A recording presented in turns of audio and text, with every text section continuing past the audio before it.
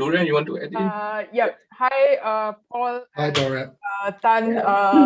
Very happy to meet you guys. It's like a fangirl thingy here because I really like this book very much, and I wish I could just pass the book to Paul and sign the copy.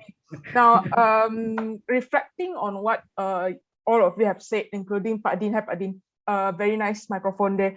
Rather than looking at students to connect the dots, we have one step before that. Getting the students to find the dots first, because there was this conversation at the faculty which rattled me strongly. We had students who forged signatures. Sorry for that. We had students who plagiarized. We had students who this is recorded, Doria. Yeah, no problem. I'll do the repercussion later. We have students also who do not seem to understand that their action, as little as they can at the individual level, will impact the bigger population, which means the community at large. So that's something that we at university should attempt to inculcate within the short amount of time that they have with us. And yet we are not doing it. Students are more excited of going viral, of posting things, or being a social media influencer, rather than thinking deeply about how they contribute back to the society, as Paul highlighted in your book. Another thing that really rattles me is the fact that we are so much on you need a skill. You go to a university or you go to a center to get a certificate to certify yourself as having that skill. Now, that point itself is a danger, because in this book, there was a point about the whole point about having a university education is for you to collectively produce your experience, and to really think about how do you having this body of knowledge should contribute to society. So when you have microcredits coming in saying that again, my university, you can search for it, it's very heavy on micro credential. Same here. I know. I'm putting my job on my job is already online anyway. So now when we put things into a very micro perspective, then you lose the sense of what university education really is. So I can go on. I have actually a list of things that I have a beef about when it comes to us talking about employability, but I guess there's a lot of us here that probably want to chip in as well. So over to you guys. Seems like today we come here to talk about Paul's book. No, actually, I wanted intend for it to be a little bit on that. That's the first part of it, and that's the reason why we also felt we need someone else to also balance some of that thinking. I just to pick up on the point that Pat Din and Paul and also Doria has touched on, is that whole notion of end game, of why someone goes to the university, connecting the dots before you leave. The university is the place where perhaps to help the students before they step out into the economy and the society itself to already have the sense to be able to connect what they have learned in terms of knowledge and also in terms of preparing themselves for it. Is there a cultural dimension to this? Is there a cultural dimension to this? I think this is where Tan, your work with international students, your experience being from Vietnam, and we shared a lot of similarities in terms of having that Confucius influence. We were brought up with the notion going to the university is about getting a job. And it used to be a joke saying that if you go to university and you're not trained to be a doctor, an engineer, an accountant, or a lawyer, you are a failure. That notion is equally prevalent from the East, as in China, Vietnam, Malaysia, moving all the way even to India to a large extent. I have many of my Indian friends have that same notion. Come again, Changda, engineering is there, yeah? Yeah, engineering is there, don't worry. All right, okay. Yeah. Right, engineering is there. So is the top four. If you are not that, then you are subjects that is of valuable in the Western universities, in that sense, like in the UK or in for example in Europe, for example, subjects like philosophy, subjects like literature. The moment you tell someone you're going to a Malaysian university to study philosophy, everyone will be looking at you as if you must be that guy who has nothing better to do than to go and enroll in that course. And we also have another problem at what Doria was saying, of having their little not being able to know where the dots is. I think we also have another problem is you go to the university, many of the students don't even know where are the dots and why are they there to begin with. And because we were brought up with the notion, you go to the university, get a job. Well, make sure you get a better job than, especially those of us who were the first generation going to universities. Our parents. I think, Chanda, to add on to that, our culture at the very least, it has ingrained this in us. When you finish secondary education, you have to go to the next stage. Is it that we are not taught, okay, you can pause, find your way somewhere else, and then you come to university. No, it is directly fill up the forms, let's go to the next stage of your career. And you don't even have a choice in many respects, all right? We will sometimes, especially those who are in public universities, to some extent, it's like a lottery. True, Changda, just to add, also that you have no opportunity to sort of like reinvent yourself. Correct. Once you come in, there's no support system. You're dead. You've got to finish it, or else you're gone. So that support system, although there, it's extremely poor. So perhaps is there a cultural differences? Is there anything, especially like I know Jaspil and Tan has been working on with international students? Do you see specific trends and cultural specific mindsets in this discussion? Well, for what I seen for my research, I could say, we shouldn't generalize international students as, like into one category. And I think the reason is that I seen a lot of differences, in different generations of the international students.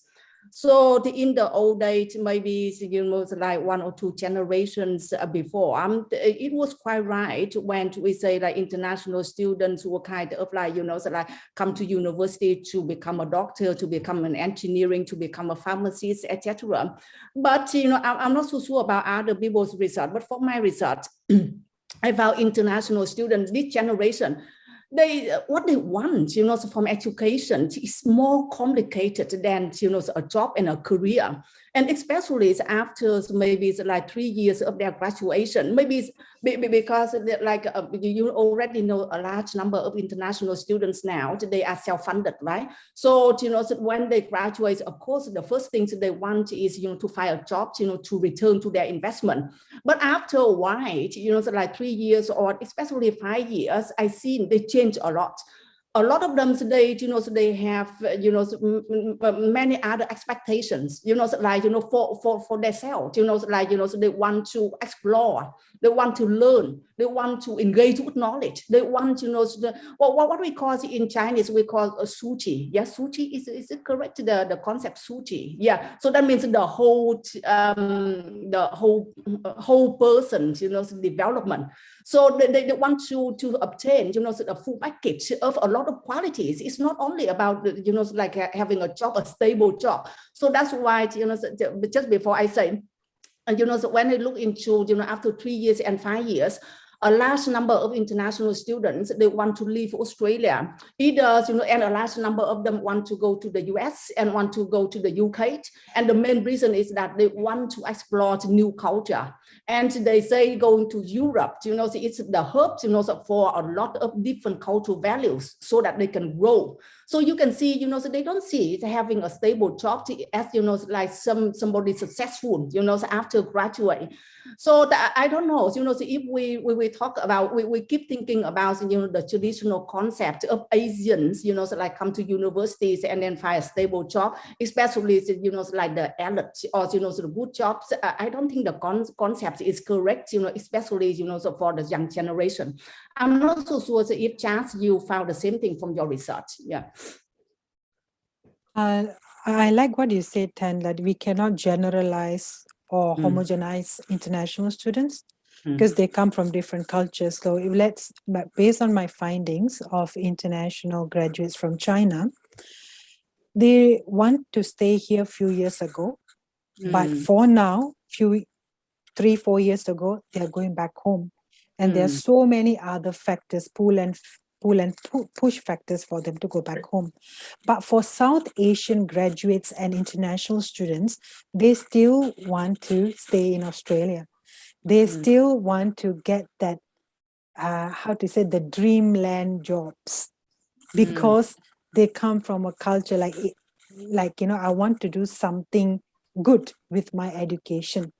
I'm self-funded. I need to get the return of investment. I need to show my people back home that I'm somebody here in Australia.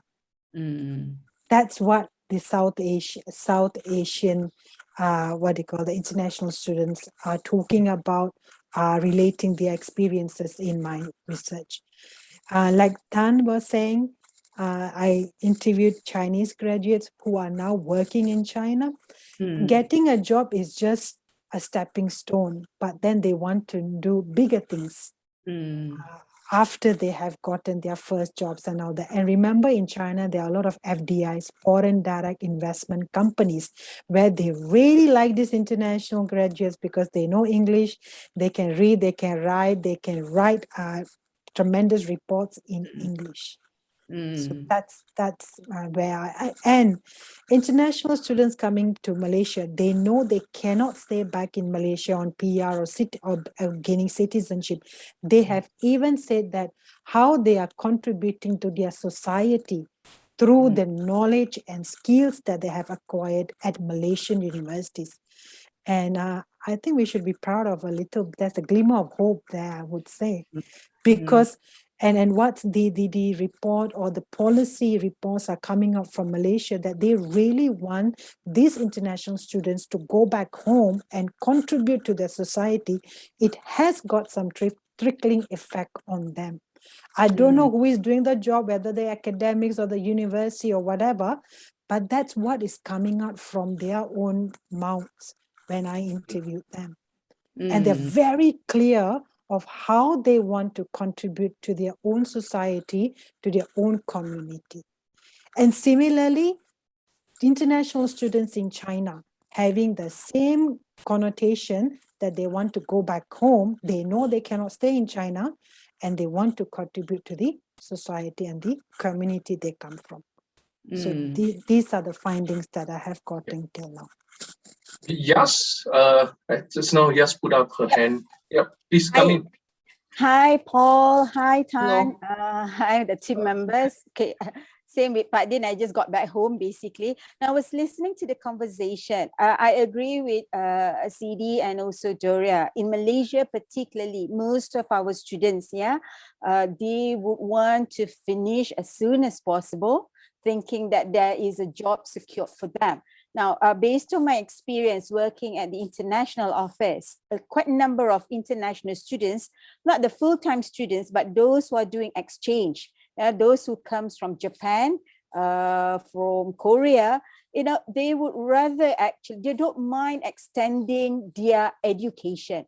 For instance, you're supposed to finish at 4 years, but they're actually extending it because they knew that by going abroad, by doing exchange programs, they are able to gain something, and then they will bring that knowledge back when they go back home.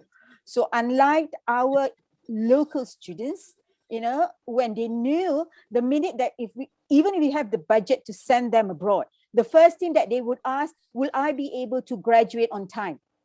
You know, that is the first thing that they will ask, because they always listen that if you go abroad for a semester, there's always that issue of credit, transfer credit and all that, that allows them not to be able to graduate on time. So, and there are even students who actually went and then came back, you know, refused to do the exchange for whatever reason, because they were afraid that, oh no, I can't take this subject, I can't take this subject, then I go back home, I've got to extend, then I will not be able to graduate on time. So these are, I think, very much culture and local issues here in Malaysia. Yeah, probably is that, like Doria was saying just now, that most of us, even the parents, hoping that after high school, definitely you have nowhere else to go, you've got to get your degree. Once you get your degree, then you will be able to find good jobs, not realizing that it's beyond that. And a lot of the students abroad, I mean, outside of Malaysia, is actually looking into all this, where they can get all the experience particularly. So it is in the, I do not know, like Jazvi was saying, who's in charge of them to give those kind of realization, you know, to the students, because at the end of the day, like any other companies, when they look, because I know my students who actually went for exchange and who extended a semester, they actually got very good jobs internationally, not even in Malaysia. You know, but it's like you want to put up a statistic. If only I can put up a statistic and show that, look, you've got to get all this experience, particularly before thinking just having good grades and graduate. Yeah, that's my opinion. I mean, it's interesting because I think, you know, that you know, clearly there's a cultural dimension, and also all of those reasons kind of exist in all higher education systems. So the particular form and the particular way they're expressed will vary, but kind of students being very focused on that, you know, on where it leads them, kind of happens in every system. And I think that there's nothing wrong with that. That's a completely legitimate expectation of higher education. It's just that that's the beginning of a conversation with their education. And our responsibility as educators is to say, okay, that's where you want to get to. This is how what we do can help you. And this is the aspects that will help you. And this is the aspects that won't help you. But that's a kind of what we do as educators. We don't wish students were different from what they are. We find out who they are and where they are, and then we work out how we can give them an education that helps them on the journey that they want to take. So for me, that kind of gives us responsibilities for the way in which we talk about that education, because whilst kind of universities talk about doing a degree that leads to something in a kind of, you know, very kind of easy, smooth way, it's misleading about what that education involves. And the crucial thing that we're finding in our studies is that for students to benefit from their university degree, they need to understand it as an educational process. They need to understand that they will be changed by that process, that they need to be educationally committed. Now, that's not to say that's their responsibility. Again, that's our responsibility of educators to help them to understand that. But all the while, that kind of sense of the importance of commitment to students is missing from the way we talk about the education we offer, the more misleading it becomes. You know, that students only benefit if they put in the work. And that needs to be central to the way we talk about this. One other thing is just to go back to Doria, one of the things Doria said about micro-credentials. You know, for me, what's so problematic about them is that they lose the programmatic nature of a university degree, that it happens over a number of years with lots of different elements that come together and change the way students see the world. You know, micro-credentials for established professionals, I have no issue with, but kind of as a way of doing an undergraduate degree, I think, you know, in some cases, it will work well, but as a kind of whole system, because it lacks a central educational intention, because you're just taking bits and pieces and leaving it to the students, I think it's really problematic. Paul, can I just also, I mean, I agree with you that the commitment to the students is really key. And I think that is a point that I think in our own local context, we have frequently talked about it. The universities sometimes don't see students as students. They just see them as numbers and statistics in many ways.